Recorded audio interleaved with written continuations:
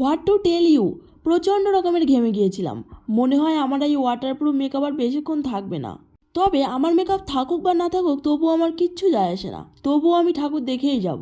পুজো মণ্ডপে ঢুকে দেখে অল্প সংখ্যক লোক আছে।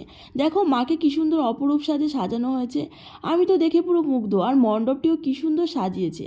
আর এইদিকে দেখো আমার মাকে এমন গট গট করে হাঁটতেই আছে। কি দারুণ করেছে এই লাইটিংটা, কেমন করে দাঁড়ায় রয়েছে দেখো, আর কেমন করে যেন গোল গোল করে ঘুরেই যাচ্ছে। এদিকে দেখো বড়মশাইয়ের লাইটিংটা এত পছন্দ হয়েছে যে এক মন দিয়ে ভিডিও করেই যাচ্ছে। লাইটিং তো তোমাদেরকে অনেক দেখালাম, চলো এবারে আমরা প্যান্ডেলটা দেখাই। এটা হচ্ছে শিব ঠাকুরের থিম নিয়ে বানানো হয়েছে।